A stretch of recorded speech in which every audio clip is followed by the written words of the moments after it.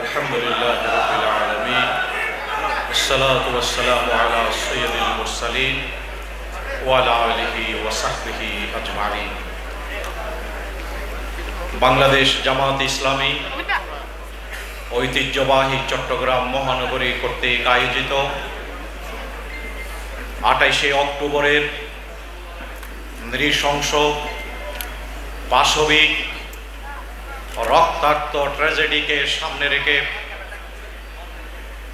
কেন্দ্র ঘোষিত কর্মসূচির অংশ হিসেবে আজকের এই আলোচনা সভা এবং দোয়া মাহফিলের সংগ্রামী সভাপতি সাবেক এমপি চট্টগ্রাম মহানগরীর সম্মানিত আমির মজলুম জননেতা জনাব শাহজাহান চৌধুরী, মঞ্চে উপবিষ্ট অন্যান্য রাজনৈতিক দলের সম্মানিত নেতৃবৃন্দ, জামাত ইসলামীর নেতৃবৃন্দ, ছাত্র এবং শ্রমিক নেতৃবৃন্দ, জাতির জাগ্রত বিবেক, সাংবাদিক বন্ধুরা, মুআজ্জাজ উলামা ইকরাম, সুধী মণ্ডলী, শহীদ মাওলানা মতিউর রহমান নিজামী সহ অসংখ্য শহীদের উত্তরসূরি ইসলামী আন্দোলনের সর্বস্তরের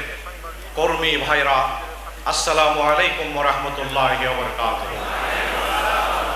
আমরা আজ হৃদয়ের গহীন থেকে মহান আল্লাহ তাআলার শুকরিয়া আদায় করি। একটি নৃশংসতম হত্যাকাণ্ডের কথা আমরা 15.5 বছর মানুষের সামনে তুলে ধরতে পারিনি।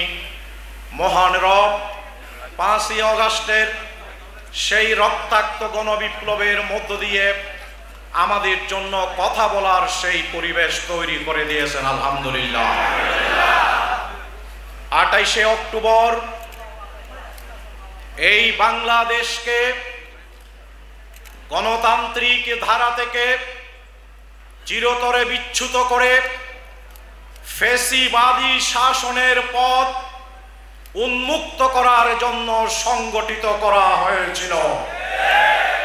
আপনারা জানেন, কেয়ারটেকার সরকারের অধীনে অনুষ্ঠিত নির্বাচনগুলো বাংলাদেশের নির্বাচনের ইতিহাসে তুলনামূলকভাবে গ্রহণীয় শ্রেষ্ঠ নির্বাচনের মর্যাদা পেয়েছিল এবং কেয়ারটেকার সরকারের অধীনে অনুষ্ঠিত নির্বাচনের মাধ্যমে বাংলাদেশের গণতন্ত্র একটি প্রাতিষ্ঠানিক রূপ লাভ করতে চলেছিল। আওয়ামী লীগ বুঝতে পেরেছিল কেয়ারটেকার সরকারের মাধ্যমে যেই সরকার গঠিত হয়েছিল নির্বাচনের মাধ্যমে, সেখানে জামাত ইসলামীর 2 জন শীর্ষ নেতা 3টি মন্ত্রণালয়ের দায়িত্ব পালন করার সামান্য সুযোগ পেয়েছিল।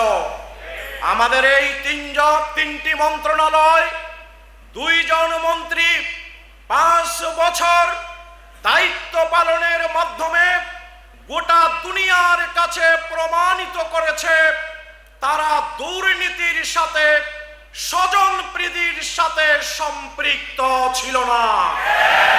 জামাত ইসলামী যেই স্লোগান দিয়ে এসছে, আল্লাহর আইন চাই, সৎ লোকের শাসন চাই, দুর্নীতিতে নিমজ্জিত একটি সরকারের ভিতরেও জামাত ইসলামীর তৈরি করা তার আমির এবং সেক্রেটারি জেনারেল প্রমাণ করেছিলেন তারাই সততার সাথে, দক্ষতার সাথে রাষ্ট্র পরিচালনায় দায়িত্ব পালন করতে সক্ষম।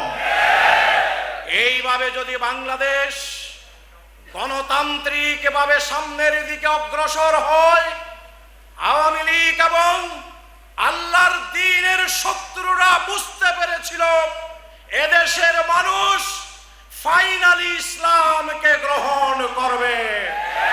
এই বাংলাদেশ ইসলামের বাংলাদেশে পরিণত হবে, যার কারণে শেখ হাসিনা সেদিন টেকনাফ থেকে তেতুলিয়া পর্যন্ত লগি বইটা নিয়ে সেই 14 দলের পক্ষ থেকে ঢাকার রাজপথে 14 দলের কর্মীদেরকে মার্চ করার নির্দেশ দিয়েছিল।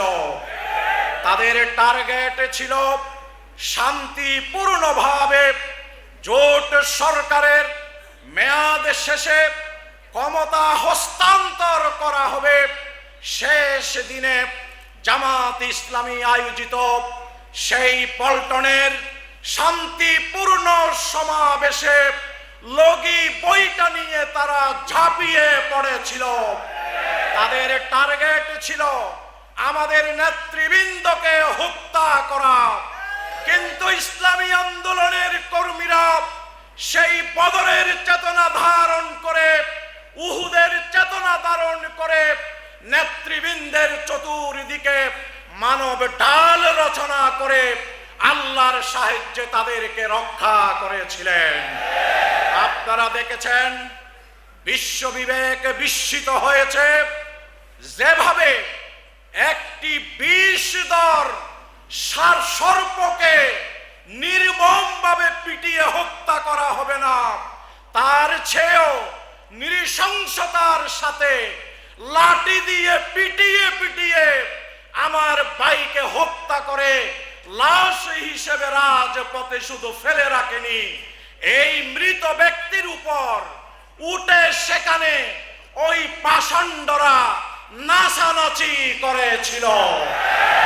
এই ঘটনার জন্য সম্পূর্ণভাবে দায়ী হচ্ছে শেখ হাসিনা ওয়াজেদ। তিনি যদি সেদিন লগি বইটা নিয়ে ঢাকায় আসার নির্দেশ না দিতেন, এই ঘটনা সংঘটিত হতো না।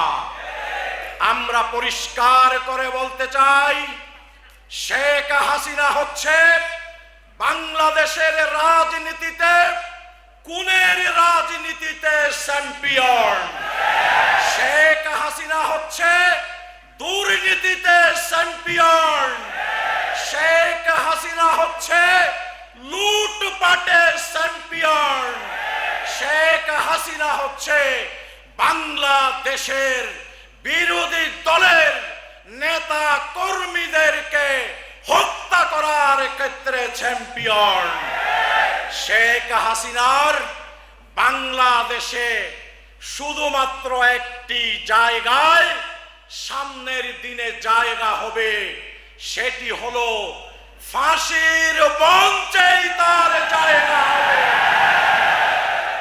এই বাংলাদেশকে তিনি যে দুঃশাসন দিয়েছেন, এই বাংলাদেশকে যেভাবে তিনি শেষ করে দিয়েছেন, তাকে একবার নয় শতবার ফাঁসি দিলেও এই দুনিয়াতে তার শাস্তি শেষ হবে না। এই পরিমাণ অপরাধ শেখ হাসিনা করেছেন। আজকে 5ই আগস্টের রক্তাক্ত বিপ্লবের মাধ্যমে এই গণধিকৃত ফ্যাসিবাদী শক্তির পতনের পর এই ফ্যাসিবাদ ফিরিয়ে আনার জন্য আমরা কিছু ছোটখাটো ষড়যন্ত্র দেখতে পাচ্ছি। আপনারা কি তৈরি আছেন ফ্যাসিবাদের বিরুদ্ধে সকল ষড়যন্ত্রকে রুখে দিতে? কি আপনারা প্রস্তুত আছেন? আমরা এই বাংলাদেশে আর কোন ফ্যাসিবাদ এখানে ফিরে আসতে দেব না। আমরা আহ্বান জানাতে চাই, আজকে বাংলাদেশকে পুনর্গঠন করবার জন্য ইসলামী মূল্যবোধ এবং গণতান্ত্রিক দ্বারাই বাংলাদেশকে একটি জনকল্যাণমুখী রাষ্ট্র হিসাবে গড়ে তোলার জন্য, জাতীয় ঐক্য গড়ে তোলার মাধ্যমে 5ই আগস্টের যে রক্তাক্ত বিপ্লব বিজয়, সেটিকে সার্থক করে তোলার জন্য আমরা গোটা জাতির প্রতি আহ্বান জানাচ্ছি। আর বীর চট্টলার সংগ্রামী জনতাকে আহ্বান জানাচ্ছি, এখানে যেখানেই ফ্যাসিবাদের প্রকাশ ঘটবে, চট্টলার মাটিতে সেখানেই তাদেরকে রুখে দিতে হবে। এখানে ফেসিবাদের জন্য 1 ইঞ্চি মাটি এই চট্টগ্রামে আমরা ছেড়ে দেব না ইনশাআল্লাহ। মহান রব যেই সকল শহীদরা বাংলাদেশের জন্য জীবন দিয়েছে, তোমার দ্বীনের জন্য জীবন দিয়েছে, তুমি সকলের শাহাদাতকে কবুল করো। এই দোয়া করে সকলকে আন্তরিক শুভেচ্ছা জানিয়ে আমি এখানেই বক্তব্য শেষ করছি। আসসালামু আলাইকুম ওয়া রাহমাতুল্লাহ।